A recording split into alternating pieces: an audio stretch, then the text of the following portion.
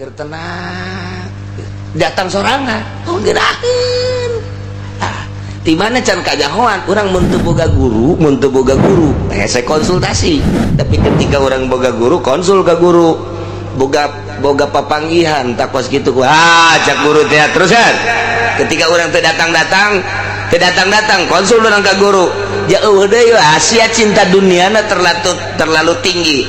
piceun gara-gara cinta dunia kontak aya sorangan oh bener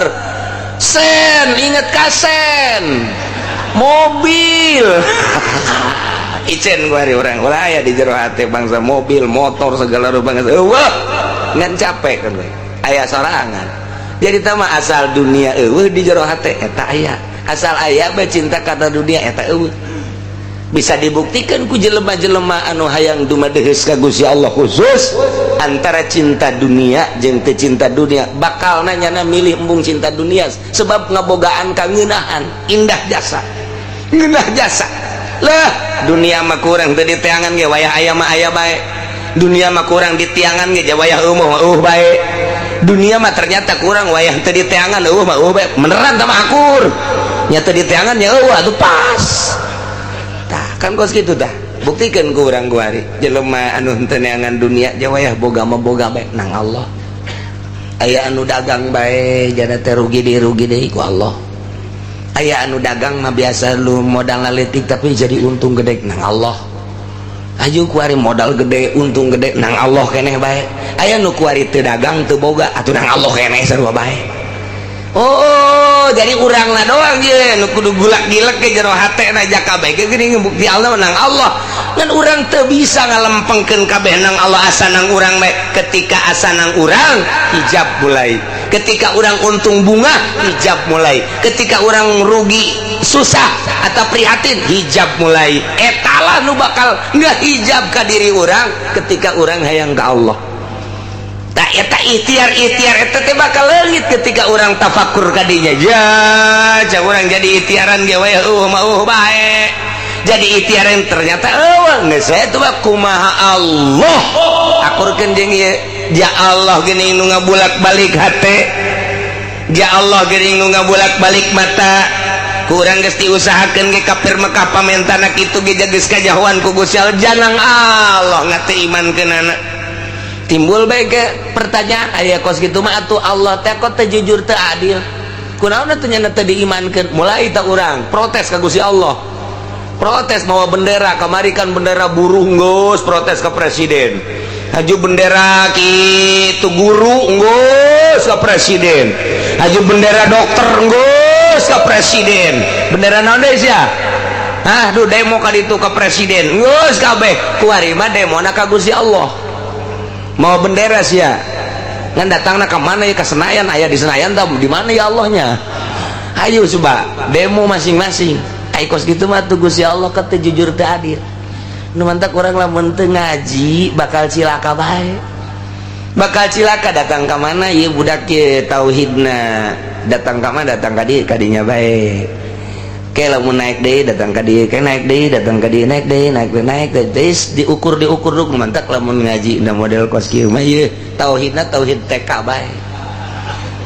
tauhid TK bae geus cukup tauhid TK ge nu penting mah asal ngajembat di jembatan Siratal Mustaqim moal eset sakitu doang ngan moal hiber doang moal hiber moal tauhid kos urang mah kos kieu mau tauhid TK mah moal hiber ka sorgana urang bisa neuleukeun pa itu sanu hiber itu wah cepet amat itu saya itu tuh nunggu hiberna rada lalaunan mararaunan kan mantep kene itu mah kos manuk gaok bae koplek ai urang mah ieu aduh ieu tadi di teh tauhid urang kos ieu tauhid urang mah sebab engke keyakinan teh ditambahanna mah ku Gusti Allah sorangan sanajan urang maca kitab tauhid bae teu yakin mah teu bae kiai bae contohna mun magahan tauhid teh hebat jasa di lembur urang di lembur urang bae mah kiai urang lah di masjid di mushola dulur rezeki mah ti Gusti Allah kan gitu wa ma min dabatin fil ardi illa Allah rizquha setiap anu kumalandang di muka bumi ya Allah dirizkian geus teu kudu diteangan rezeki mah nang Allah sanajan cicing bae ku Allah dirizkian diondang bae ngariung teu diberkatan marah apa sih bener pod eta tadi ngawurukan tauhid ka mana tauhid ka mana ta tauhid jadi lisan mah lisan hate mah lain deui lisan jeung hate lain deui nu mah ieu mah ye bisa debat ilmu tauhid bisa pakai debat sungut mah tapi keyakinan mah teu bisa didebatkeun teu bisa didebatkeun keyakinan mah nu mah bisa diukurna yakin teh engke ku ahli thariqah ahli thariqah nu geus jadi bisa ngukur keyakinan murid-muridna ikida kiceupna tina lempangna tina perilakuna kadeuleuan ku guru thariqah nu guruna mursyid keyakinanna datang kadinya keyakinan datang kadinya nu mantak mere instruksina ge disesuaikan jeung keyakinan-keyakinanna atuh eta mah contona tah urang ngaji tauhid di guru urang oh capetang jasa ge carita rezeki bae heulanan ieu mah ulah bingung-bingung ku rizki wa ma min dabatin fil ardi illa Allah rizqwa nang Allah ngarizkian teh nang Allah geus yakinkeun ku sia sungutnya na takos kitu tah sungutnya na takos ya isukna nyana dagang si kiai pan dagang teh nangan rizki eta dagang teh min jumlah teu percaya ka Allah namun nyana masih kena dagang berarti teu percaya kana yen Allah ngarizkian sebab dina pikirannya aing mun teu dagang teu dahar sarujeng kitu pan berarti eta guru tauhidna kudu dirantai kos kitu teu akur jeung omongna guru tauhid batul lain kos kitu aya nu geus boga keyakinan mah dagang ulah dagang guru tauhid mah geus pancena Kangjeng Nabi ge dagang lain keur carita Kangjeng Nabi teh mah balik deui ka syariat ieu mah keur carita keyakinanana keur carita keyakinan mah wali mah wali memeh jadi wali na teh nyana nguji keyakinan ninggalkeun lembor aing mah deuk dia nguji keyakinan moal dagang moal tani aing mah moal nanaon engke dahar ku Allah sapoe dah masih kena tanaga 2 poe tanaga 3 poe mah geus tanaga pan tanaga geus kicep lagi cak nyana keneh Allah mana ya Allah ngarizkian aing ieu geus dagang henteu digawe henteu naon henteu wah berarti aing yakin kudu ka Allah 4 poe geus teu bisa robah-robah acan kicep ge geus carang supaya hasan aing ieu dicoba keyakinan ya Allah emang teu nyahoeun aing kos kieu teh nang Allah aing kicep dicarangkeun nang Allah meureun ku Allah bakal dikuatkeun aing teh dahar ge kuat cek Allah payah tuh bae ku Allah bae aing mah teu kebel engke ge aya nu kadinya datang meng urang nyeuleuk kadinya sial meng ngoroti teu hayang aing kudu dicokot ku aing mah moal berarti aing kasab keneh kos kitu mah moal aing mah geus ku Allah bae ku Allah bae aing mah nah Allah ngeok-ngeok sia engke ge ucing datang ka dieu nae ka dada urang roti mantap teh eta kos kitu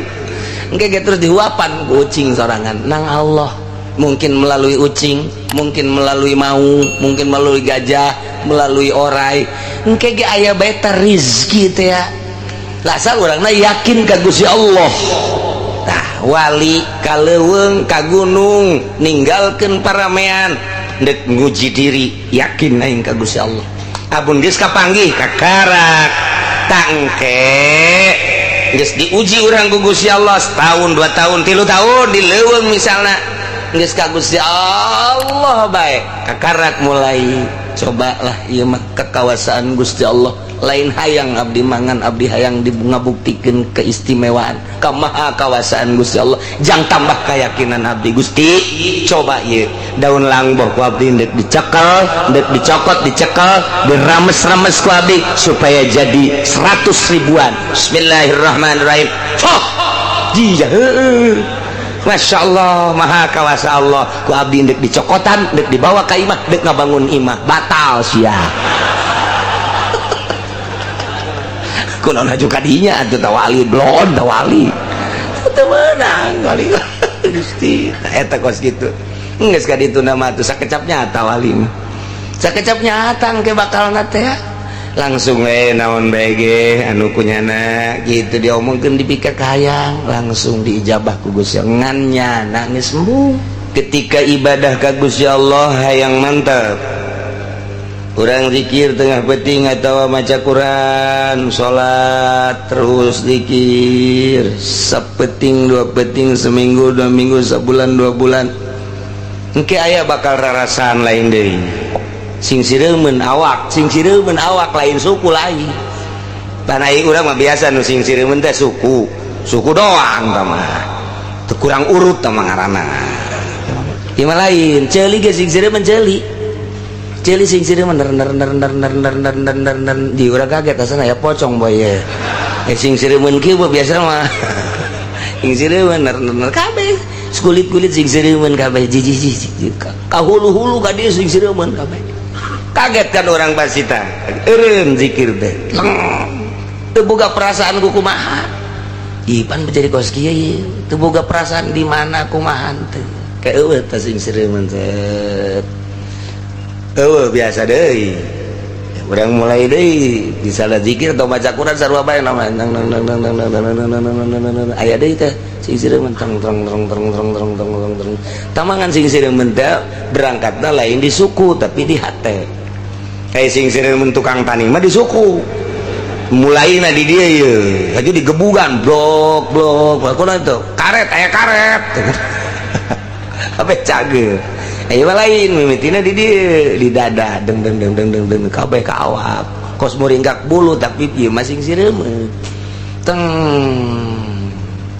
geus tah lantaran nu pertama ge kos kitu jateuna naon ku ari mah ditahan tahanan surusuk bae ka jero hate ngeunaheun perasaan ngeunaheun oh nikmat ta eta pan teu diikhtiaran datang kos kitu dasang sulusuk nikmat ngeunaheun maca Quran ngeunah zikir ngeunah pokona nu berhubungan jeung Allah teh ngeunaheun ngan hese nyebutkeunana teh mah ngeunah kos kitu mah hese nyaritakeun tentang dakwah Kangjeng Nabi nu pohara ngajakan nauhidkeun ka Gusti Allah terhadap kupar-kupar Mekah musyrikin Mekah diberi mujizat Kangjeng bentukna Al-Qur'anul Karim barang Quran dibacakan ka kufar Mekah asal turun dibacakan ka kufar Mekah turun ayat dibacakan ka kufar Mekah kumaha tanggapan kufar Mekah percis sakumaha kamari man ulah sok segala wahyu ti pangeran mujizat ti pangeran sia Mamad gak bisa teh sakitu doang emang aing teu nyaho pan sia sok kumpulan jeung ahli kitab jeung pendeta-pendeta aju siapan merenung aju sia kadang-kadang kapan di jero kamar teh keluar aing ge kabejaan pan sia segala kabuah hiro pan cicing di ditu ta eta teh siapan kikituan teh keur ngarangkum keur nyatetan tak kuariku sia dibejakeun eta teh cenah wahyu ti Gusti Allah bating man pake ting bating segala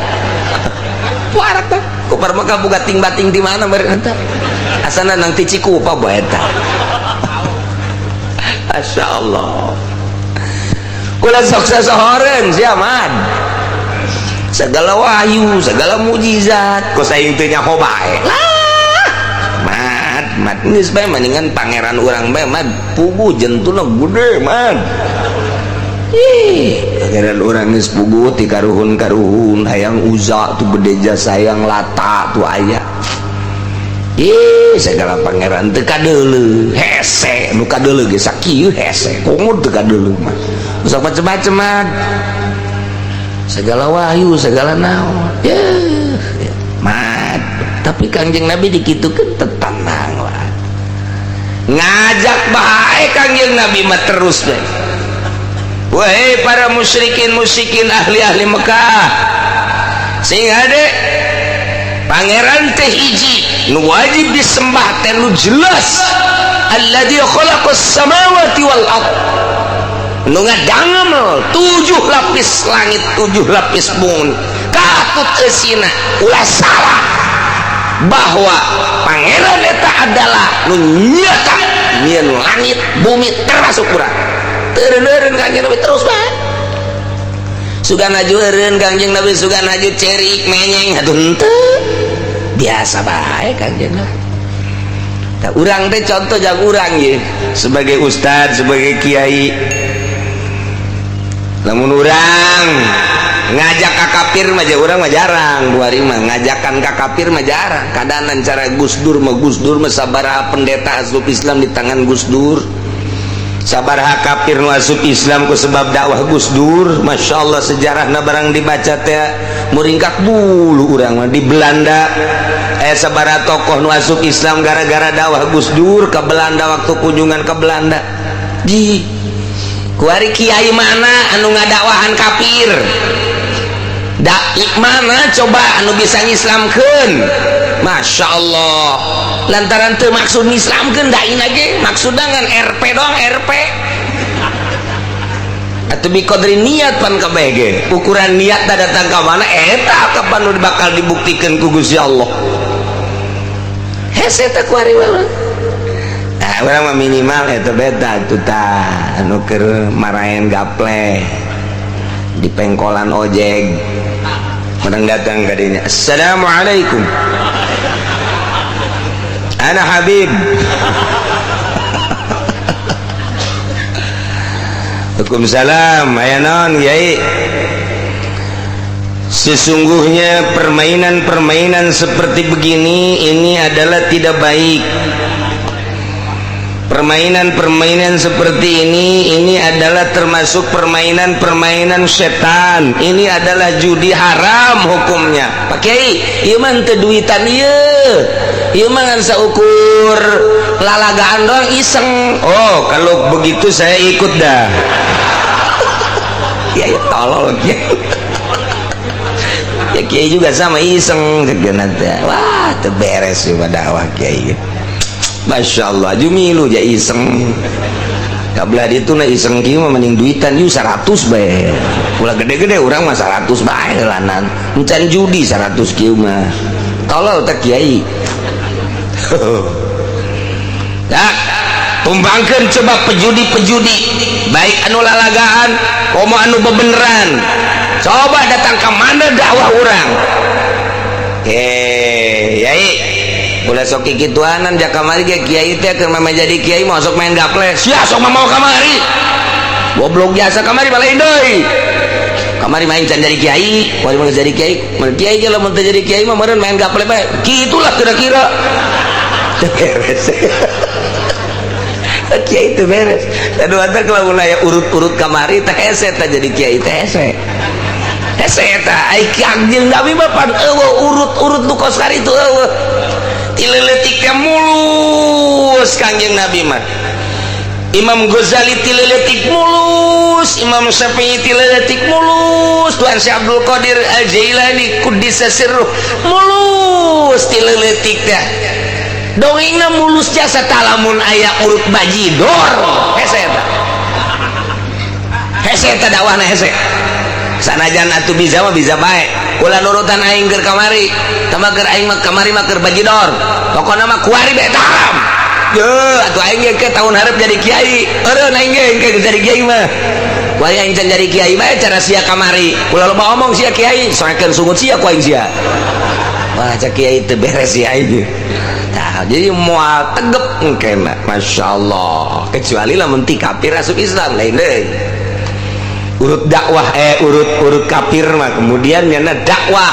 asup Islam mualaf dakwah mantep sebab dari itibar taman kamari mah urang kuari mah dakwah beta ngadakwahan pemain-pemain judi remi behese jasa aju geus bae ka belah dieuna ngomong lah ya kiai ya dakwah mah dakwah ulah sok karar itulah geus bae tuh masing-masing ya nu mere hidayah nama Gusti Allah pinternya na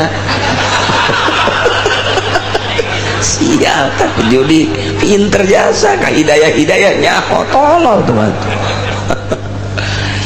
teh yang maleureun-eureun pasti ngomongkeun bae ka kiai terus nu ngadu kotok bakal jadi musuh kiai nu main remi bakal jadi musuh kiai anu boga sorum bakal jadi musuh kiai lantaran ku kiai diharam-haramkeun bae anu boga bank bakal jadi musuh kiai lantaran bank teh atuh bank di urang mah eta teh adalah pengelolaan riba namun kiai na tegep bakal jadi musuh kiai jadi kiai teh jalin ngeunaheun loba musuh kudu siap jadi kiai mah loba musuh nih ngomongkeun ku jelema teh emang ku mah kitu teh datang ka ceuleuh tuh datang aju kiai na epes meet yo itu teh mah jadi kiai teh kos kitu tenang kiai di ditu diaromongkeun bae kiai mah ku saha diomongkeun aku tukang ngadu kotok cenah kiai mah jen mah kiai mah galak teh yo masalah aing ku tukang ngadu kotok beres lah kos kitu bawa ka dieu kotok na pencik wae nu elehna bae nu eleh bawa ka dieu nu eleh nu menangna walos adukeun heula kiai hebat jasa tawa tuh nu ngaremi nu main bola pasti ngomongkeun ka kiai lamun kiai na nu ngomongkeun lain kiai teh mah kiai eta mah akur bae jeung urangnya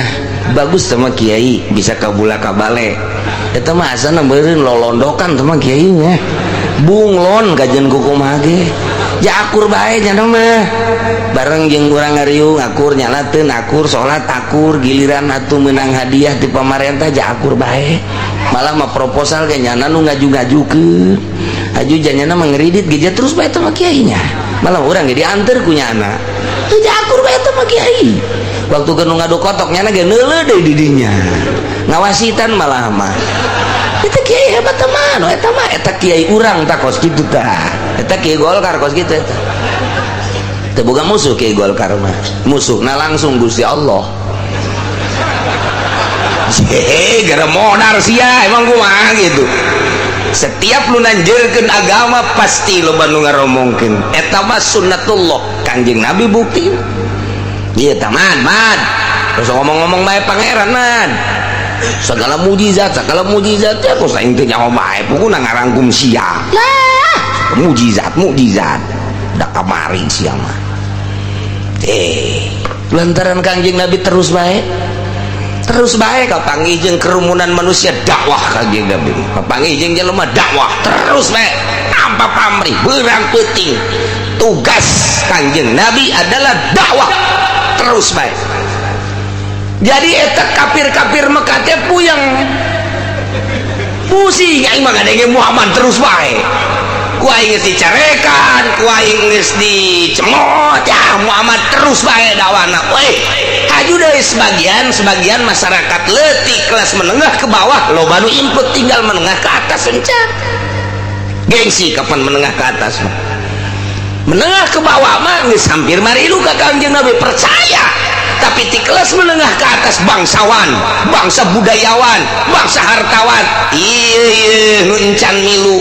nu masih kene gede hulu iya bangsa nu ngaraji ka dieu kelas cacah iya mah kumaha gitu kelas menengah ke handap sanajan boga mobil can anggeus iya ka dieu nu ngaraji teh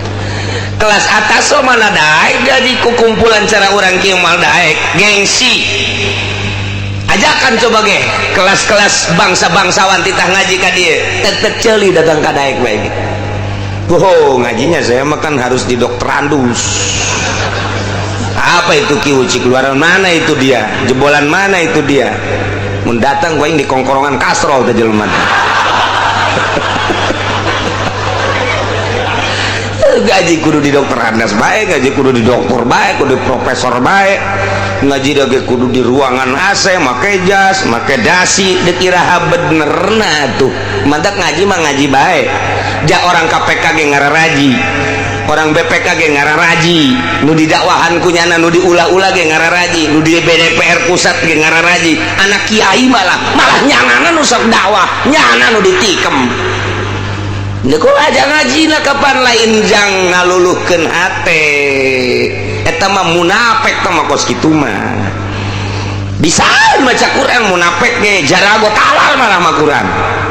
daripada kiai anu sok isuk-isuk ka dieu poe Minggu mah nya mangan kuliah doang talar tadi itu mah talar tabarok talar yasin talar hebat jasa tapi kan teu make kana Quran mending mana nyana talar Quran tapi korupsi luar biasa zina luar biasa bandingkan jeung urang Cikupa Ki Haji nu talar nangan kuliah-kuliahna jeung kulu paranti salat maghrib tapi bener jelemana mending eta aman dunia punya nama dicekal nanya mendingan nyana jadi presiden tanggeus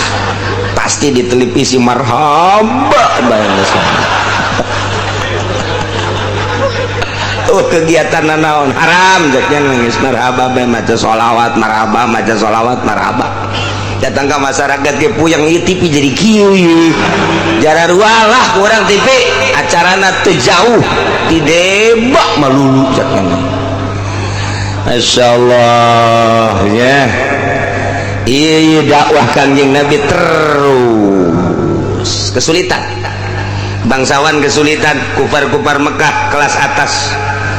nilai tingkah Kangjeng Nabi jeung pagawean Kangjeng Nabi ucap Kangjeng Nabi per detik per menit per hari terus teu pernah surut Kangjeng Nabi makin dicaci dimaki makin tajam Kangjeng Nabi dakwahna makin dikucilkan Kangjeng Nabi makin mencuat Kangjeng Nabi dakwah tanpa pamrih sebab tugas ti Gusti Allah Subhanahu wa ta'ala karumpul kufar Mekah man dia ada siapa kali ada dia mukminin lantaran Kangjeng Nabi dipanggil ku kufar Mekah haladir BKB ayam naon ieu Kangjeng Nabi urang Rasul urang dipanggil ku tokoh-tokoh lain dekna naon aing Mamad kieu isia dakwah teh kan menjadi-jadi haju sia nyaritakeun mukjizat bentukna Al-Qur'an aing mah sakieu bae mad pan sia nu nyaritakeun Kangjeng Nabi Musa pan sia nu nyaritakeun Kangjeng Nabi Isa pan sia nu nyaritakeun Kangjeng Nabi Soleh eta pan sia teh amat nyaritakeun Kangjeng Nabi Musa bahwa Kangjeng Nabi Musa mah kapan boga mukjizatna teh tungkeun ta eta teh pan sia nu nyaritakeun tukhbiruna anjeun nyaritakeun bahwa Musa kana lahu ason yadribu biha anu dipepeuhkeun ku tungkeunna teh fayan fajiru minusna asyarata ngancer 12 di batu begitu ditenggelkeun eta mukjizat man sia nu nyaritakeun kos kitu pantah hiji tah nya nomor kedua pan sia nu nyaritakeun bahwa memeh kaula teh aya nabi ngaranna Isa pan sia nu nyaritakeun bahwa Isa teh ngabogaan mukjizat anu istimewa mukjizat Kangjeng Nabi Isa teh yuhyil mauta nu paek bisa dihudangkeun deui bisa ditanya tuh siapa tah nomor katiluna Nabi Soleh alaihissalam Kangjeng Nabi Soleh teh kaadat lahum naqo nyana teh kapan ngabogaan onta sebagai mukjizatna nu sia dicaritakeun tah kuari aing menta ka sia coba mukjizat model kos kitu aing deuleuh ku mata aing lamun sia becos aing geus iman ka sia bahwa sia teh bener-bener utusan Allah lamun sia teh becos ulah samatkan aya sia yeay emang naon gitu sia upar bakat teh kos kitu tah ya Allah ya Rabbi Kangjeng Nabi tantangan mukjizat sementara Kangjeng Nabi teh kapan keur diturunan mukjizat ku Gusti Allah timbul girohna nangtung Kangjeng Nabi masyaallah mukminin kabeh kaget wah asalna terjadi ieu mah mukjizat anu hebat ieu pan lamun jawara mah mun jawara ditangtangan gelut pan jawara mah hehehe sia gelang bahar doang gede hah pangsi doang sia kadeleuna bangun bola lede oyag-oyagan kos itu ayo tangtangan ku aing sia dek make jurus naon sia dek make jurus diprak apa jurus lari jeung aing sia jawara mah pan turun gua asli Betawi anak gua pitung gua nih besi gua ntar gua pertunjukan kepada kamu jawara mah kos gitu mantak di Jakarta mah lamun aya nu bebesanan kudu make besi bae adu kekuatan heula eleh teu jadi tapi tilok aya nu eleh jangan nyeting mah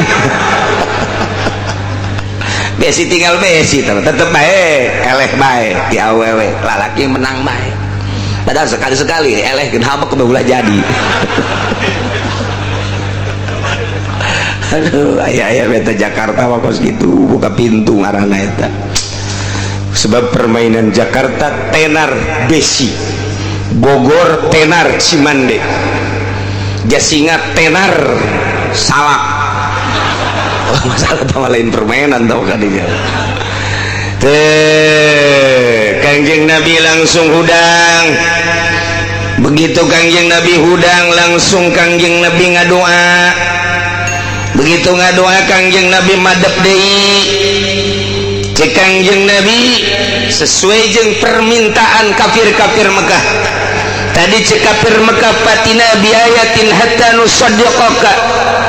wa nu'mina laka ya Muhammad andai kata anjeun ngadatangkeun sakumaha mujizat-mujizat Musa sakumaha mujizat-mujizat Isa sakumaha mujizat-mujizat Kangjeng Nabi Saleh jeung mujizat-mujizat para nabi nu ku anjeun dicaritakeun sok patina anjeun coba laksanakeun datangkeun ka kaula sebagaimana mujizat-mujizat nu baraheula hatta nusaddiqaka mun bisa kaula deuk kabenerkeun wa nu'mina laka kaula bakal ngimankeun ka anjeun sok Muhammad munggung kuari Kangjeng Nabi langsung nangtung cek Kangjeng Nabi ayu sayyin tuhibun hayang mujizat naon nu ku anda dipake karesep waduh ditantangkan ku Kangjeng Nabi bener oge langsung kupar-kupar Mekah teh ngomong Muhammad gol taj'alu lana safa zahaban nomor kahiji kaula mah minta ka anjeun teh tah bukit sofa supaya jadi emas buktikeun ku anjeun lamun eta terbukti kaula bakal iman ka anjeun hiji naon deui nomor kedua wa ba'aslana ba'da mautana nas'aluhu anka ahaqqul ma taqulu am batilun nomor kedua salah sahiji nu geus paeh di kuburan buka mudah-mudahan ku anjeun bisa dihudangkeun deui nyana hudang nyana nangtung ku kaula deuk ditanya bener apa henteu Muhammad eta sebagai utusan Allah lamun nyana ngabenerkeun kaula deuk iman ambo teu kira-kira naon deui cek Kangjeng Nabi nomor katiluna wa arina mala'al malaikata yashhaduna laka tunjukkan coba malaikat ulah datang ka teu kadeuleu nu ngaran Jibril nu ngaran Mikail nu ngaran Israfil nu ngaran Israil nu ngaran Munkar Nakir Malik Atid Ridwan sahabae salah sahiji malaikat kuari supaya kadeuleu ku kami deuk ditanya sanggeus teh ditanya nyana nyaksian bahwa ieu Muhammad adalah benar-benar Rasulullah nyana ngahiang deui karena kami deuk iman lain lalagaan paneta kos kitu kumaha Kangjeng Nabi tegar wae Kangjeng Nabi mah leutik kos kitu mah Kangjeng Nabi siapkeun mata ulah kicep dicolok sia ku aing kumaha eta Kangjeng Nabi dipenta seperti itu sugan mundur teu Kangjeng Nabi faqala Rasulullah cek Kangjeng Rasulullah wahai kufar Mekah in fa'altu ma taqulun atusaddiquni lamun kaula bisa ngabuktikeun naon nu ku anjeun dipenta naon ku anjeun diucapkeun apakah anjeun bakal ngabenerkeun ka kaula oh cek kufar Mekah naam ya Muhammad pasti lamun anjeun bisa ngabuktikeun sopa jadi emas jelema anu paeh hudang nyaksian bahwa anjeun teh bener sebagai rasul. Nomor katilu malaikat salah sahijina bukti nyaksian anjeun teh sebagai rasul. Kula dek pangheulana cak Kupar Mekah bakal ngabenerkeun ka anjeun sebagai rasul Allah. Ayo cekang yang rasul lain fa'alta cek eta Kupar Mekah lain fa'alta nadat bi annaka ajma'in kami kabeh moal anu nyesa hiji-hiji acan mun anjeun bisa ngabuktikeun pasti kami bakal ngimankeun nuturkeun anjeun. Aya nu Noel muslimun muminun ka Kangjeng Nabi mad buktikeun mad coba ge abeh nyana ariman pan geus iman mah urang ngeunaheun tenang urang salat ngeunaheun ibadah ngeunaheun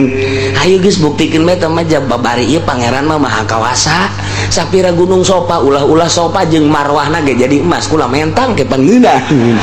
yo sia masuk kitu ieu ayo jadikeun sakjana aju nu paralejan ke di akhirat ge urang bakal dihudang-hudangkeun sudangkeun bae hiji mah coba malaikat pan malaikat Jibril mah tuh pan selalu jeung Kangjeng atuh coba bae toel malaikat Jibril supaya ngabungkeul aju nyebutkeun bahwa Muhammad teh utusan Allah nyaksian ayo geus lah geus eta mah gampang kos kitu mah ayo geus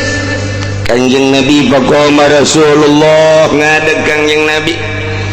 sagasa ngadeg wa ja'ala yad Allah azza wa jalla yaj'ala Kangjeng Nabi teh nyuhunkeun ka Gusti Allah supaya Gusti Allah yunzil alaihim hatta yumin. Kangjeng Nabi langsung ngadoa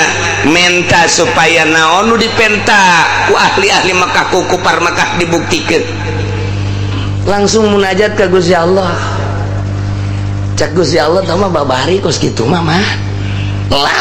ulah-ulah kakarak gunung Sopah cek Gusti Allah dunia dijadikan emas gampang ulah-ulah ngahirupkeun hiji titah ngomong sakabehna nu pararaeh dihudangkeun ngaromong bahwa anjeun Rasul babari ulah-ulah kakarak hiji malaikat Jibril misalna nu selalu jeung anjeun seluruh malaikat dek dibuktikeun nyaksikeun bahwa anjeun sebagai Rasul teh atuh bisa ngan kieu mah cek Gusti Allah ya aing utus Jibril langsung malaikat Jibril diutus datang ka Kangjeng aya naon Jibril Gusti Allah geus ngadenge kana doa anjeun bahkan geus ditarima doa anjeun Muhammad cuman sakieu hungkul andai kata ieu gunung Sopah dijadikeun emas andai kata salah sahiji jelema nu dikubur teh hudang nyaksikeun bahwa anjeun teh sebagai rasul haju ieu mah haju ieu geus bukti kos kitu nyana teu iman keneh bae tah eta deuk kumaha kan ngomong mah bisa bae andai kata geus dibuktikeun Sopah cek malaikat Jibril jadi emas nomor kaduana salah sahiji ahli kubur hudang nyaksikeun bahwa anjeun sebagai rasul komo malaikat bungkeul bajaku lagi di sisi anjeun gampang ka mah geus cuman nyana sanggeus terbukti sakumaha kayana tetep bae teu iman nah ieu lamun teu iman kitu bakalna aya balukarna mah lamun geus dibuktikan tetap teu iman Allah bakal nyiksa sakitu doang beak kabeh ieu Mekah disiksa ku Gusti Allah dengan cara Gusti Allah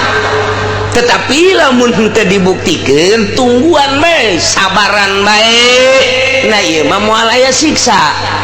sedengkeun lamun anjeun bisa ngabuktikeun nyana teu ariman siksa bakal datang lamun anjeun sabar bae kajen dicemooh ge Allah moal nyiksa pilih cek Kangjeng Nabi deuh teu nyaho kapan urang lamun geus dibuktikeun manehanana bakal arariman apa henteu na sanu nyaho nyana bakal leuwih dahsyat permintaanana jeung leuwih dahsyat bakalna engke ngabrihna ka kaula geus atulah kalau mah geus kajen kos kitu mah tuh maningan ge sabar bae geus lah sabar bae mah tungguan tobat-tobatna para kupar-kupar Mekah Quraisy Mekah daripada engke dibuktikan haju teu iman siksa Allah bakal datang dan nu mantak Kangjeng Nabi langsung reda hatena bebeja ka para muslimin muslimin nu halal hadir Jibril datang ka kaula terus gampang jasa dek ngabuktikeun mah ngan ieu urang teu nyaho setelah bukti bakal iman apa henteu kupar Mekah haju lamun andai kata iman beres, tapi lamun teu iman bakal siksa langsung kontan jasa. Tapi lamun disabaran bakal moal siksa mending mana? Cek muslimin ge mending ulah atuh man kos kitu mah sebab encan ngajamin di mana bukti bakal iman. Geus ulah bae lah. Teu langsung mantak turun ayat ieu. Wa aqsamu billahi jahda imanihim. Wallahu alam bimuradi kupar-kupar Mekah tokoh-tokoh Quraisy tiasa rumpah billahi ka Gusti Allah tetep nyana sumpah nama ka Gusti Allah baik jahda imanihim kalawan pohara jasa sumpahna goyatati hadihim fiha cara sumpahna lain ja'athum ayatun Muhammad demi Allah yakin lamun datang ka kami kabehan ayat sebagai mukjizat nu dipake ka hayangku kami naon bentukna nu tadi teh la yu'minun biha kami niscaya bakal ngimankeun ka mukjizat ai kami kabehan bakal iman ka anjeun Muhammad. Itulah sarumpah-sarumpahna demi Allah sarwanya lagi sumpah nama ka Allah Allah kan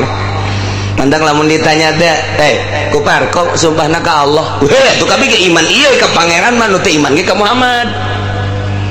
pan bisa teu iman ka Muhammad lah tuh sapira Muhammad budak kamari ai pangeran mah kabinis iman ka Allah aya teh nyembah ka Uzza ka Lata eta mah wasilah doang wasilah tamah lantaran pangeran teu kadeuleu geus kami nyieun pangeran nu kadeuleu geus ka pangeran nama tetep ka Allah ngan melalui Uzza melalui Lata kami teh ieu teh nyieun wasilah tah nu mantak ku Muhammadiyah teh urang teh hadiah pajar kos kupar Mekah kos kitu teh blon tah cek diana wasilah-wasilah kos kitu bae ge kupar Mekah tah mah ka Allah maka Allah tapi nyana wasilahna ka patung eta mah percis cenah kos kiai-kiai ahli sunnah wal jamaah soekeun habak sungutna je blon teh budak nya teh nyana kos kitu sumpahna teh kumaha tah kos kitu teh lamun anjeun Muhammad bisa ngadatangkeun ayat-ayat jeung mukjizat sakumaha nu ku kami dipake ka hayang niscaya kami bakal iman ka anjeun Muhammad tapi lamun anjeun teu bisa ngabuktikeun ulah samatkan ya aya Muhammad aing kudu iman ka anjeun mah kumaha sakumaha tadi doa kangjeng Nabi geus ditarima ku Gusti Allah ngutus kangjeng Nabi mah terus malaikat Jibril kita dijawab gol lahum bejakeun Muhammad ka kupar Mekah innamal ayatu indallah saya lian dari mukjizat mah gaduh Gusti Allah yunziruha kama yasha eta mah deuk nurunkeun Gusti Allah kumaha kayang Gusti Allah bae deuk dipetakeun mangga deuk teu mangga bae wa inna ma ana nadzir ai kuring mah sakadar tugas jeung sieunan di mana-mana anu teu iman ka Allah teu iman ka Rasul Allah kula sebagai rasulna ieu di akhirat bakal disiksa kula mah sakitu bae tugas teh nurunkeun mukjizat urusan Gusti Allah adapun kula urusan nanangan sakadar mere penerangan-penerangan mere peringatan-peringatan titik ngan sakitu wa ma yusyirukum jeung saha nu mere nyaho jang moal aya kana iman ku par Mekah teh anjeun para mukminin noelan ka kaula titah ngabuktikeun kahayang-kahayang kupar-kupar Mekah sakumaha anu dipake kahayang tadi teh ku anjeun dititahan teh emang saha nu mere nyaho anjeun kan teu nyaho ketika geus bukti nyana iman apa henteu na moal bisa moal nyaho anjeun mah para mukminin annaha iza ja'at la yu'minun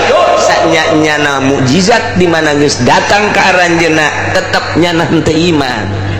mal iman geus aya dina ilmu Gusti Allah kama sabaqa libas sabaqa fi ilmi Gusti Allah sanajan dibuktikan gunung sopa jadi emas tetap nyana moal iman ieu ka anjeun Muhammad nu mantak percuma dibuktikan sanajan dibuktikan salah sahiji kuburan bola muka nyaksikan anjeun teh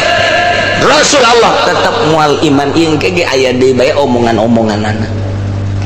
anu bakal ngalantur teu percaya kana yen anjeun sebagai rasul masyaallah karim nu mantap korenganan teh mah dipasrahkeun ka Gusti Allah bae teh mah urusan kos kitu mah jageninganan kadieuna wa nuqallibu afidatahum wa absarahum kaula ngabolak-balik kana matana sehingga matana teh teu bisa neuleuh kana bener sehingga teu paham nyana kana hak wa absarahum jeung ku kaula dibulak-balik pangdeuleuna sehingga teu daek deuleuh kana hak nyana teu iman percis kama lam yu'minu bihi awal marrah sakumaha teu arar iman bae dina awal kajadianna geus wa nazaruhum ku kaula diantep bae tamakos kitu mah kitu gianihim dina kalacutan-kalacutanana engke ujung-ujung nama anjeunna ieu mahuna bingung. Jadi berarti menang Gusti Allah ya urang ka dieu datang dibulak-balik ka teh urang teh di imah teh barang malam minggu teh isukan poe minggu aing mah deuk ngaji geus disiap-siapkeun banna geus disiap-siapkeun sagala naon kitu ngaranna bensinna eta lain nang urang menang Allah wa nuqallibu afidatahum aya anu geus biasa ngaji ge lain mah deuk perebe heulanan emang aya naon babaturan aing ngadaguan jadi tutu udah ngabesan jagan nanti dibalikin ku Allah ulang ngaji ngabesan baik menang Allah teteh pas gitu menang Allah wa nuqallibu afidatahum ulah nang urang muga rasa nang urang cilaka nang Allah eta bakos kitu ngan ikhtiarna menang urang anu ngabuktikeun datang ka dieu nang Allah anu ngabuktikeun datang ka ditu menang Allah atuh kafir ge menang Allah ngapirkeun teh nang Allah urang iman ka Gusti Allah menang Allah nu urangan sebenarnya mah ngan lamun urang ditarik-tarik ka dieu luhur teuing tah ngaji geus bae urang mah aya ikhtiar di urang aya kasab di urang geus eta ikhtiar jeung kasab nu urang anu ngahayukeunana mah nu ngabuktikeun Gusti Allah subhanahu wa ta'ala padahal kabelah dituna mah ikhtiar ieu hirup mah lamun geus luhur jasa orang ibadah ka Gusti Allah bakal moal aya ikhtiar tinggalin ja ikhtiar kurang di ikhtiaran yang cager jasa ya yang cager awak enahan modal kita ikhtiar pan beak eta kada sa ikhtiar eta di ikhtiaran kurang anak kurang ya geus supaya daek mondok geus ka dieu geus ka ditu geus ka dieu tetep bae main PS bae ikhtiar tinggal ikhtiar kan tuh aya anu ikhtiar dihayukeun ku Gusti Allah aya anu teu diikhtiaran aya anu diikhtiaran ku urang tapi teu akur buktina mah ikhtiar mah engke tinggalin ieu nganjang urang sebagai kaum ahli sunnah wal jamaah tetep kudu nempelkeun ikhtiar supaya kaharti jang naon eta ikhtiar jang nempelkeun ganjaran jeung siksa di dinya ta nempelna kabelah dituna mah lain kau boy mah tah ieu geus luhur tah ngaji tah wa nuqallibu afidatahum wa absarahum atuh kaula janu ngabalik ngabulak-balik kana hatena mah anu ngabulak-balik kana pangdeuleuna dibulak-balik hatena paham henteu nang kula dibulak-balik matana mata hatena iman henteu janang kula berarti urang-urangan nang Allah kabeh biasanya jangan orang terus baik itu paham henteu bae kos urang ngaji bae unggal minggu ka dieu ngan datang doang ditanya mah naon setan tadi nu dibahas dah terus nanya hese ngajina ge pokona aing asal datang bae geus diukreup balik beres atuh geus teh gara-gara tentang Allah tah kos kitu nya mah datang ka dieu teh ngan datang balik geus beres geus asal aya catetan di malaikat bae tah mah malaikat ge bingung barang jadi di akhirat teh catetanna mah loba tapi pahaman teu cenah teu paham-pahami mah jelema ieu tapi catetanna mah aya bae barang di deuleu geus lah atuh udah sesuai jeung catetan bae tilok dilaksanakeun ja puasa Rajab nya henteu nya mah teh nah ngaji mah ngaji bae geus cak malaikat Mikail teh geus lah geus maningkan ka sorgakeun bae sesuai jeung pitulisan apa bae geus tah lain gitu jadinya mah teu galak selaul ngomong gitu teh mending balangkeun apa ka ditu geus kos kitu bae masyaallah sesuai jeung tulisan ada bae cenah geus ya Allah ya Karim jadi hak peto Gusti Allah nuqallibu afidatan karasana engke di mana-mana jelema ibadah ketika ibadah ka Gusti Allah hayang mantap kurang zikir tengah peting atau maca Quran, sholat terus zikir sepeting dua peting, seminggu dua minggu, sebulan dua bulan, engke aya bakal rarasan lain deui. Sing sireumeuh awak, sing sireumeuh awak lain suku lain. Tanah ieu urang mah biasa nu sing sireumeuh teh suku doang tah mah. Teu kurang urut tah mah ngaranna. Ieu mah lain, ceuli ge sing sireumeuh ceuli. Ceuli sing sireumeuh di urang kaget asana aya pocong boy ye. Sing sireumeuh kieu biasa mah. Sing sireumeuh kabeh. Kulit-kulit sing sireumeuh kabeh jiji-jiji. Kahulu-hulu ka dieu sing sireumeuh kabeh. Kaget kan orang basita. Eureun zikir teh. Teu boga perasaan kumaha.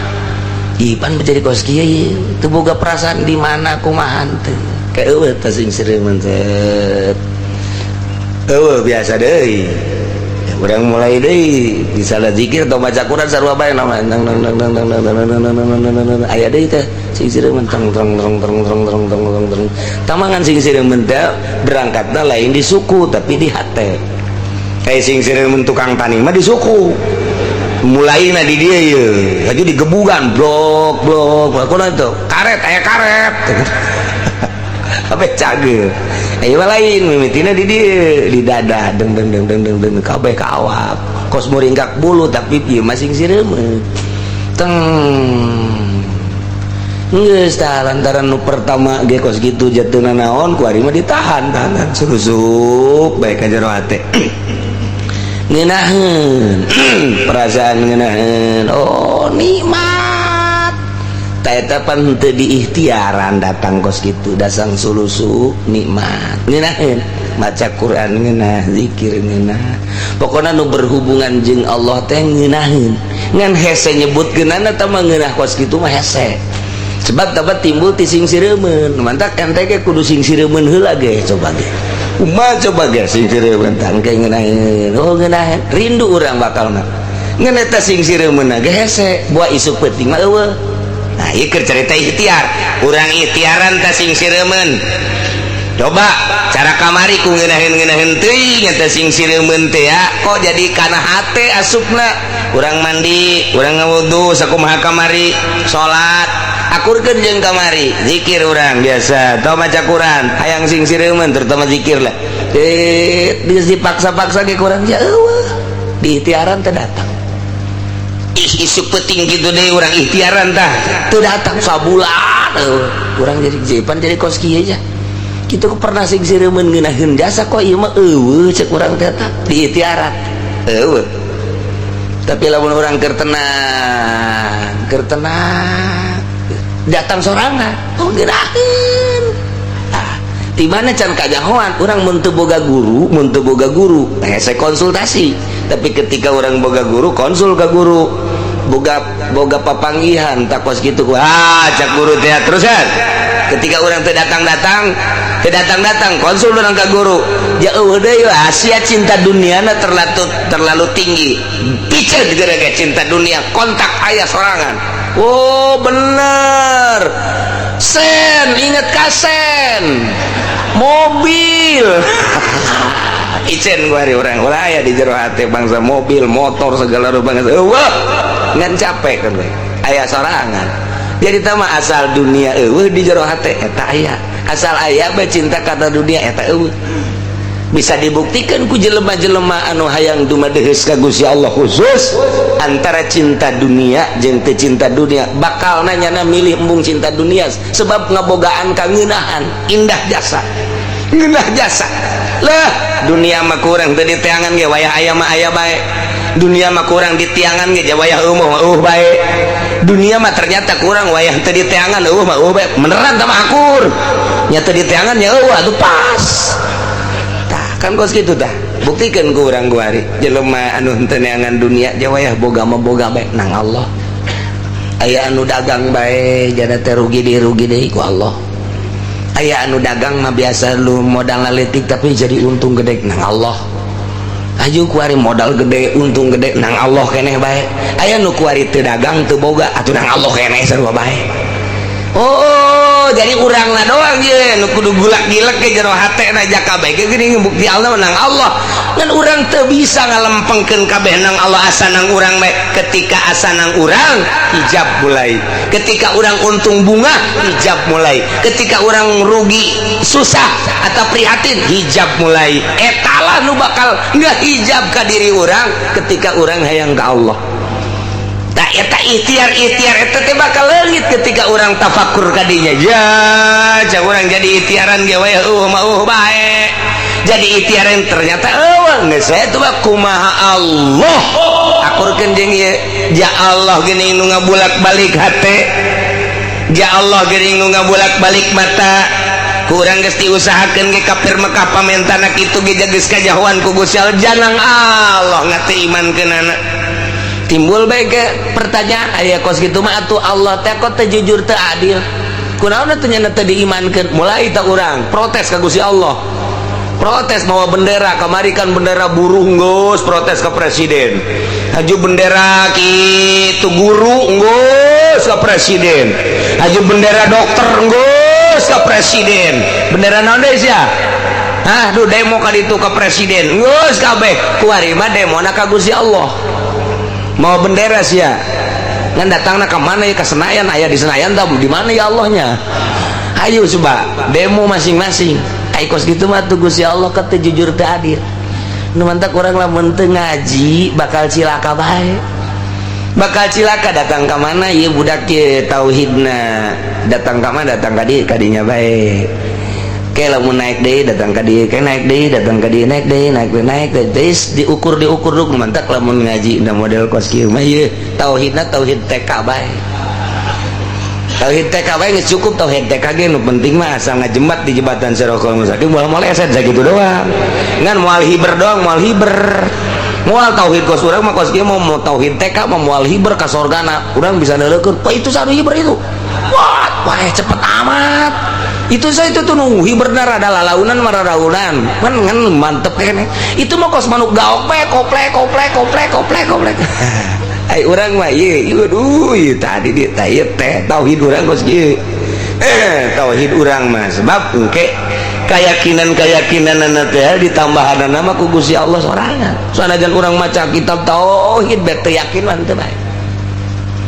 kiai bae contohna mun magahan tauhid teh hebat jasa di lembur urang di lembur urang bae mah kiai urang lah di masjid di mushola dulur rezeki mah ti Gusti Allah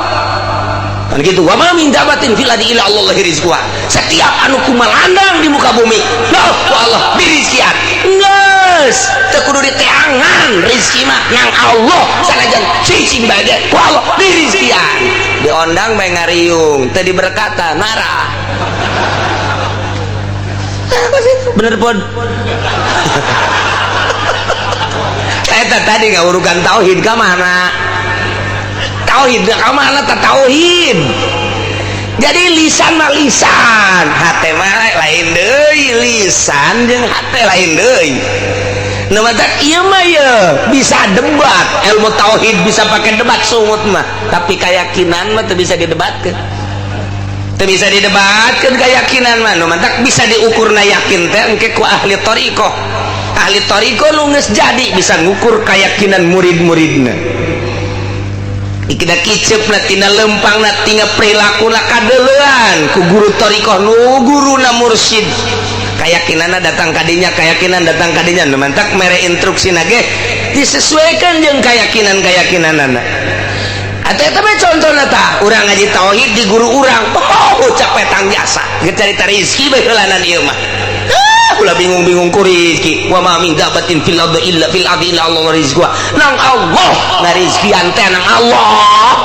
geus yakinkeun ku sia sungutnya na takos kitu tah sungutnya na takos ya isukna nyana dagang si kiai pan dagang teh anangan rezeki eta dagang teh minjum berarti teu percaya ka Allah namun nyana masih kena dagang berarti teu percaya kana yen Allah ngarizkian sebab dina pikirannya na aing mun teu dagang teu dahar sarujeng kitu pan berarti eta guru tauhidna kudu dirantai kos kitu teu akur jeung omongna guru tauhid betul lain gos kitu aya nu geus boga keyakinan mah dagang ulah dagang guru tauhid mah geus pancena Kangjeng Nabi ge dagang lain keur carita Kangjeng Nabi teh mah balik deui ka syariat ieu mah keur carita keyakinanana keur carita keyakinan mah wali mah wali memeh jadi wali na teh nya nguji keyakinan ninggalkeun lembor aing mah dekal dia nguji keyakinan mau dagang mau tani aing mah moal nanaon engke dahar ku Allah sapoe dah masih kena tanaga 2 poe tanaga 3 poe mah geus tanaga pan tanaga geus kicep lagi cak nyana keneh Allah mana ya Allah ngarizkian aing ieu geus dagang henteu digawe henteu naon henteu berarti aing yakin kudu ka Allah 4 poe geus teu bisa robah-robah acan kicep ge ngecarang supaya hasan aing ya dicoba keyakinan ya Allah emang teu nyahoeun aing kos kieu teh nang Allah aing kicep dicarang ke nang Allah meureun ku Allah bakal dikuatkeun aing teu dahar ge kuat cek Allah payah tuh payah ku Allah payah aing mah teu kebel engke ge aya nu kadinya datang meng urang nyeuleut kadinya sial meng ngoroti hayang aing kudu dicokot ku aing mah moal berarti aing kasab keneh kos kitu mah moal aing mah geus ku Allah bae ku Allah bae aing mah nah ku Allah ngeok sia engke ge ucing datang ka dieu nae ka dada urang roti mantap eta kos kitu engke ge terus dihuapan ku ucing sorangan nang Allah mungkin melalui ucing mungkin melalui maung mungkin melalui gajah melalui orai engke ge aya bae rezeki teh ya lah asal urangna yakin ka Gusti Allah wali kaleuweung ka gunung ninggalkeun paramean dek nguji diri yakin aing ka Gusti Allah abun geus kapanggih ka karak tangke geus diuji urang ku Gusti Allah setahun 2 tahun 3 tahun di leuweung misalna geus ka Gusti Allah bae kakarak mulai cobalah ieu mah kekuasaan Gusti Allah lain hayang abdi mangan abdi hayang dibungabuktikeun keistimewaan ka maha kawasaan Gusti Allah jang tambah keyakinan abdi Gusti coba ieu daun langboh ku abdi dek dicekel dek dicokot dicekel dirames-rames ku abdi supaya jadi 100 ribuan bismillahirrahmanirrahim dia Masya Allah maha kawasa Allah ku abdi dek dicokotan dek dibawa ka imah dek ngabangun imah batal sia kunaon haju kadinya atuh tawali blon tawali teu meunang wali Gusti eta kos kitu geus ka ditu nama atuh sakecapnya tawali sakecapnya atang ke bakalna teh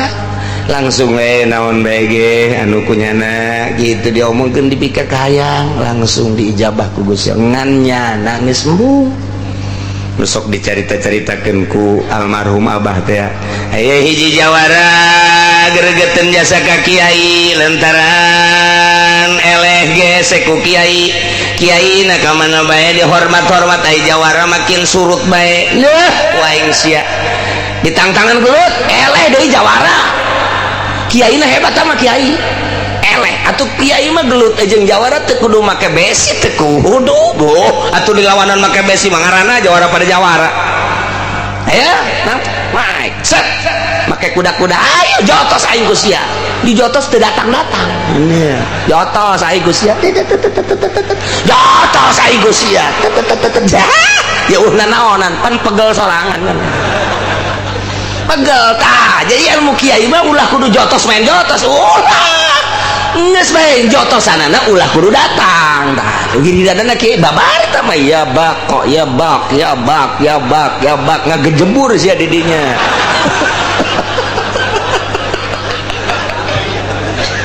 hiji tah eta ilmu kiai eleh atuh eleh caritana teh jawara teh jalain eleh adu kakuatanna teu datang pokos ndek naon gitu ngaranna mukakeun ieu ya pernah terjadi di Sidina Ali panaya jawara ngahareupan Sidina Ali pedangna diangkat ku jana dek ditumbas leher Sayyidina Ali, angkat pedang, sakumaha pedang panjangna sih tapi pencen anggeus sial cek nya teh ieu pedang asupkeun deui ku nyana Sayyidina Ali na seuri bae haneng di hareup cabut teh cap can anggeus keneh bae cek nya teh dilepaskeun malah mah dicekel di tengahna cap panjang keneh bae pedang jadi manjangan tidinya kapan cek Sayyidina Ali teh kajenting ku anjeun dicabut terus cek Sayyidina Ali kersaning Gusti kula dijaga ku Gusti Allah moal kudu lepas eta pedang tina sarangkan diragakeun pan plek bae asyhadu an la ilaha illallah wa asyhadu anna muhammadan rasulullah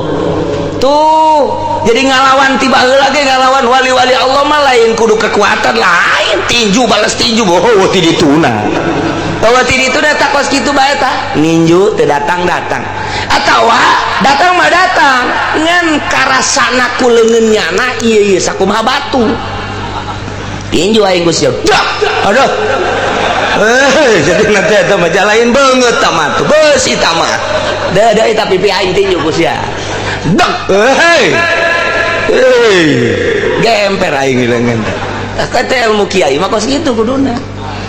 atau tadi golok set panjang kene kenapa tangges asupkeun deui beres tah eta kos kitu diondang cek gerjawara teh diondang ari diondang gitu diajakan gelut aing eleh segala rupa aing eleh ku aing sia diisin-isin di loba jelema gas beres diondang ariung ka imah jawara jang kiai biasana kan make kasur nah tawa make samak anu bagus dihandapna kunyana digali ditendenan bangke ucing dipoprok diratakeun kiai diondang cicing di dinya beres memeh ngariung teh hampura cak jawara kiai kunaon eta teh dihandap aya rembes bae aya naon coba kiai coba buka buka ieu naon coba kiai tadi jerona coba tetebakan kiai naon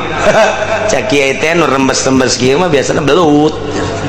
Nah sia kiai mun lain belut berarti kiai batal ka kiaiana masalah ceknya nanti gale dah karena wariwa kanyahon kiai blon ya nyana geus tulak cangkeng bae lain kiai teman geus jawaban buatannya nah begitu dibuka bangke ucingnya jadi belut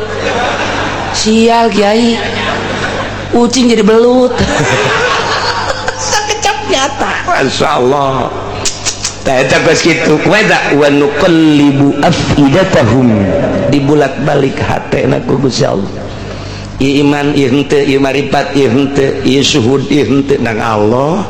wa absarahum matana iman jeung teu iman paham jeung teu pahamna nang Gusti Allah nu mantap atuh hese-hese amat urang teh endek hayang sugih deketan bae Gusti Allah ulah ka Gunung Kawi atuh urang hayang gagah deketan bae Gusti Allah na hayang naon bae deketan bae Gusti Allah na nu boga gagah Gusti Allah nu boga sugih Gusti Allah mantak naon atuh ka Gusti Allah ye hese-hese teuing nu mantak cenah sia hayang sugih mah tuh cara kiai ngan sia kudu mentang mata kiai mah nya mah hayang sugih ge muterkeun tasbih doang jadi sugih kiai mah muterkeun tasbih jadi gagah kiai mah coba puterkeun ku sia datang ka pegat tasbih kudu boga aturan atuh nasbeh ge lain satasbeh nah kudu boga aturan jeung hate ieu mah dinu loba jelema geus ieu bae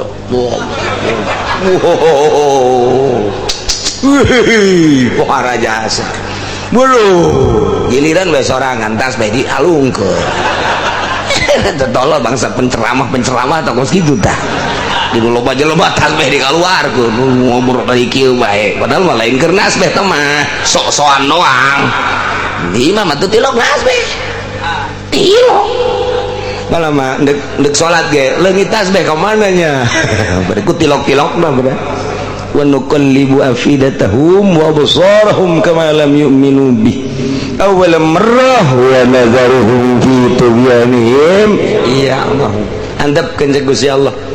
jelema kos kitu kena lacut terus geus saya dina rahasia aing geus saya dina ilmu aing anjeun mah anjeun bae Muhammad geura dakwah anjeun mah ngan sakadar tugas ti kaula dakwah sampaikeun syariat nya sakitu ulah boga pikiran kadua katilu hiji tabligh adapun daekeun jeung teu daekeun lain urusan anjeun Muhammad urusan aing. Mantap kurang kos gitu dah datang ka imah magaan ngaji ulah boga pikiran kumaha ayu bae dakwah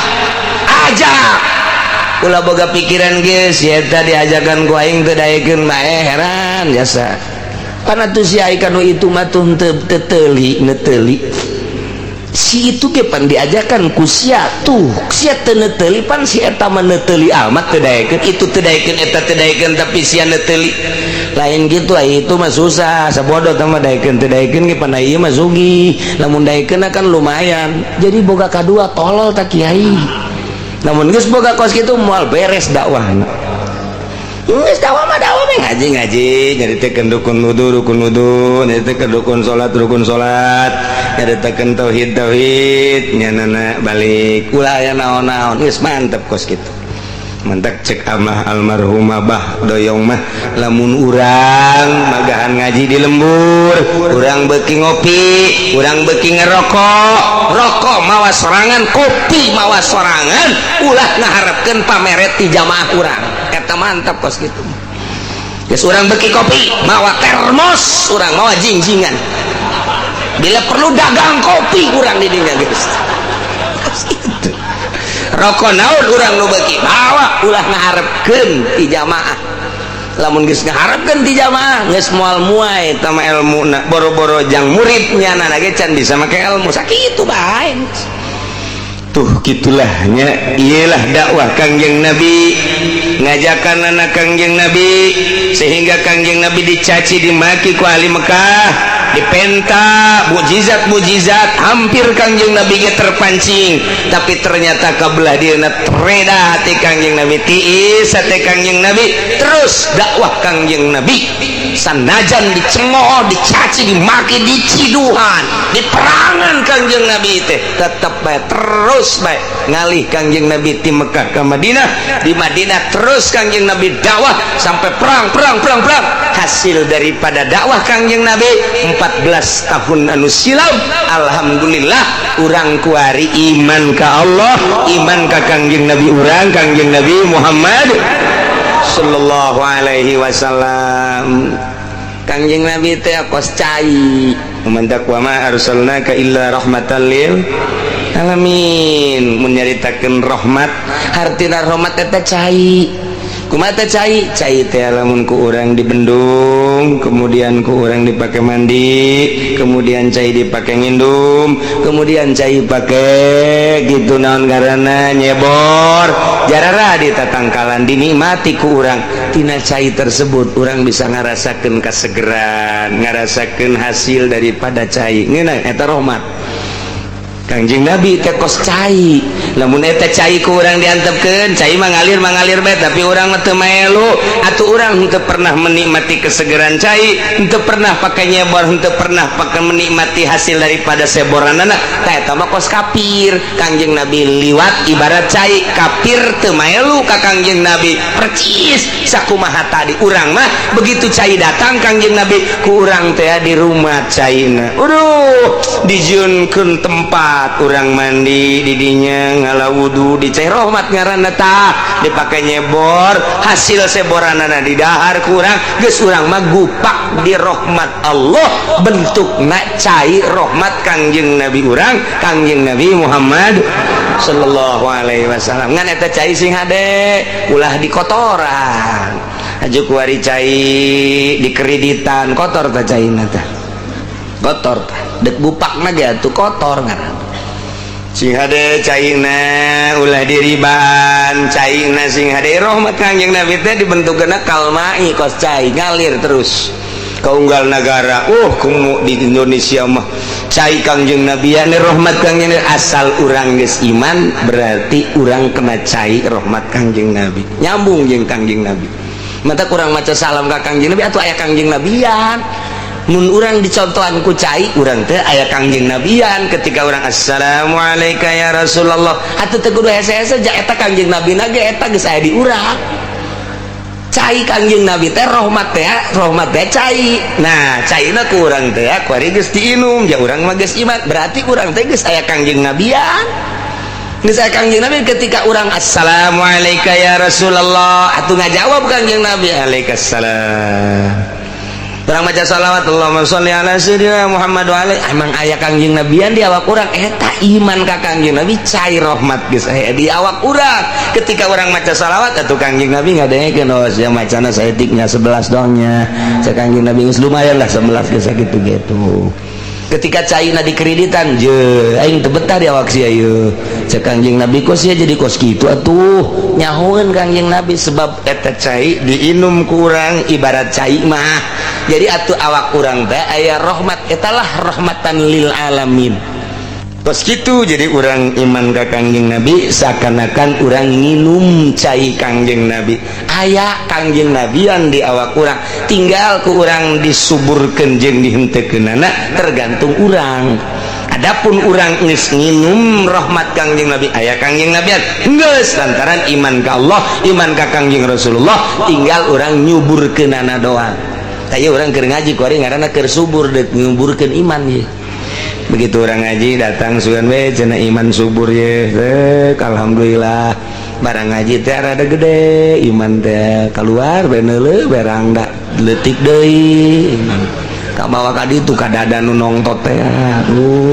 siga teh iman urangnya masyaallah sekali deui urang mah bersyukur alhamdulillahirabbil alamin teh hese beleg ke urang mah iman ka Allah iman ka Kangjeng Rasulullah hartina urang dididik ku lingkungan cek ngomong didik nama geus aya tetesan ti dituna janang Allah wa nuqallibu afidatahum wa absarahum nang Allah urang iman sia paham sia mantep sia nang Allah ngan urang berusaha terus supaya lebih mantep deui sehingga kadeuleu ku urang sosok Kangjeng Nabi kadeuleu ku urang engke Gusti Allah ku batah teh moal aya jelema nu luhur diangkat jadi wali tanpa melalui Kangjeng Nabi moal aya urang tak terjelan ye ku ari hayang jadi wali zikir bae teu maca shalawat moal jadi zikir doang ka Gusti Allah teu maca shalawat moal jadi kudu melalui Kangjeng Nabi bae sebab turuna syariat tarekat jeung hakikat melalui Kangjeng Nabi kuari urang ngalewatan Kangjeng Nabi zikir bae walah wah weuleul bakal nangke seri sorangan keke asal aja jelema wah grogol bagian nih kan eta tidak zikir teu make Kangjeng Nabi kudu make adab kudu make Kangjeng mantak istighfar sholawat nah mantak endek mere zikir di deuleu heula lahana oh can subur nah sholawatna heula moal bisa urang zikir langsung tanpa make sholawat moal bisa sholawatna walau anna Allah